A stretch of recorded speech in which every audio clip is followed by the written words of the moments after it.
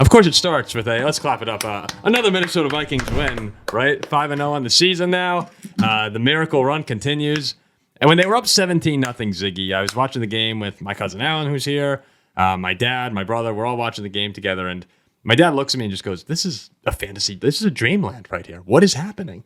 And it's really crazy with the Vikings how quickly dreams can become nightmares. And all of a sudden, your heart's kind of pounding. Aaron Rodgers is going on a game-winning drive. We've seen this before with him against the Vikings. And somehow, some way, we get Stephon Gilmore interception to walk away with the 23-17 win. Jack, you were probably up, what? You've been up for like 3 or 4 hours. Oh, yeah. I was up at like 7 o'clock. I was placing my bets. I was getting ready. Bacon, right? Oh, yeah. Probably mowed the grass, something like that. Come kickoff, I had been up for probably 5 hours already. Yeah. No, you are a morning early bird. I watched the whole thing start to finish. Didn't miss a second. That's good. I was up. I was alert. I wasn't hungover. It's classic Jack. Jack on a Sunday morning. Yep. I was thrilled with the first half of the game, the first quarter of the game. And as it went on, the Vikings they're human guys. We know that most people watching this think that they're just a machine they're a machine. Can beat everybody at will, but they're human. And the Jets, I don't want to say the Jets really started playing well. The defense certainly played well.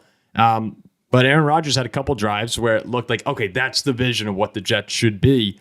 But throughout the game, really, I thought the Jets, Jack, you jokes aside, Jack did see the game. Like, when you watch Aaron Rodgers in this one, I just feel like, obviously he was hurt. He got hurt earlier in the game.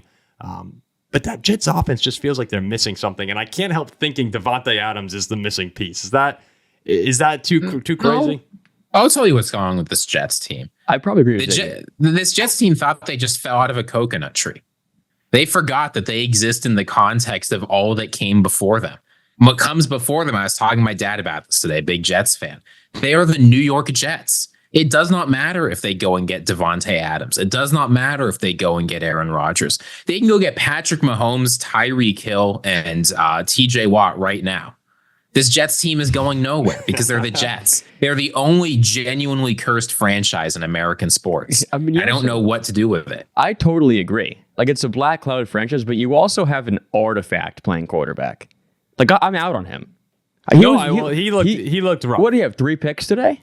He looked, and he got hurt again. Didn't score last week at all against Denver. Didn't get in the end zone. Hey, how about your Broncos? By the way, I told you they're right after Jack puts them at 9. Everyone's making fun of them. The Broncos they're amazing. The Broncos. Come on, guys. And like once Bo Nix heats out, they're a top 5 team in the NFL. But I'll get off the Broncos. I will say I don't want to put it all on Aaron Rodgers. There was no running game whatsoever. Breece Hall and Braylon Allen couldn't get it done. I was worried going into this game because the Jets' offensive line has done a terrible job defending blitzes. That surely did not get any better this game. Like Aaron Rodgers, I'm not saying he had a great game, but given the circumstances he was in, he was not problem 1, 2, or 3 on this offense. And still, if Mike Williams just turns around and goes for that 50-50 ball, there's a chance the Jets win this game. There's No, it was close. I mean, Lazard had a few critical drops, and then they were tough catches, but still, Rodgers, you could see the almost exasperation on his face, like, I'm putting it right where it needs to be, and these guys aren't coming down with it. And the Jets did have a couple big injuries on defense, but I don't know, Zig. Yeah, I do think that there were a few situations where I thought to myself, man, that looked like Aaron Rodgers, Davante Adams, like the routes that they had down pat. If you could go get him, I don't know what it's going to cost you. I think they desperately need something because the more you watch them right now, the more apparent it seems that they're missing something. They need more. You know what I took away from today? You guys, you go first. I was going to say they host Buffalo and then they go to Pittsburgh. If things don't start looking differently, this Jets team is going to start 2-5. And Aaron Rodgers is not there. Yeah. This could very well be his last year in football. They can't start 2-5. So when you talk about like a desperation trade for Davante Adams, yeah, it's absolutely desperate. It is. Like, at this point, they're a desperate team. Yeah, I'm totally with you. They need more. I feel like for the most part, they played as bad as they could have played. Like down 17 zip right off the bat. And I like my chances at the end of the game when Aaron Rodgers has the ball, the chance to go win it. I thought they were going to. It felt like it felt like it had to feel like they were going to march down and win the game. What I took away from today, this might sound crazy. Minnesota, one of the better teams in football. We know that. Sure, thank you. You have your flowers. You deserve your flowers. Justin Jefferson's fantastic, but Garrett Wilson is better. Shut up, Jack. What? Why? What? What? I thought Wilson was great today. What do you have? 14 catches, like 100-something yards? Yeah, Jefferson 6 for 92, and Jefferson had 5 penalties drawn in crucial situations over and over again. I was impressed. If you had penalty yards, Justin Jefferson had like 200 yards in this. I was impressed with Wilson today, though. All right. I have no time for nonsense like that. I don't know, my man. Garrett Wilson was fine. Yeah, he had 13 catches for 101 yards. And Aaron Rodgers threw the ball 54 times and a touchdown. Yeah, He got in the end zone, right? Yeah, he got in the end zone. I'm not even addressing it. As far as the Vikings go, I can't. As far as the Vikings go, I'm right. Ziggy and I were talking about the different Vikings teams that started 5-0 in 2016 and 6-0 in 2004. How those teams missed the playoffs completely, or 2003, I think. Bless you. 2003, I believe. And we had in that 2016 season, we had a Week 6 bye. So there's sort of similarities between those years, and it's easy to see things possibly falling apart when you really look at this Vikings team. And during the third quarter, it was ugly on offense. So Sam Darnold couldn't get things going. They lost Aaron Jones, and TJ Hawkinson will be coming back, so there were missing pieces. But it's easy to see the areas where it could fall apart for the Vikings. But the one thing that I really think, and it shocked me all year, the defense is as legit as they come. I mean, they fly around the entire game. The only times I've doubted them this year are when they're gassed because the offense is floundering.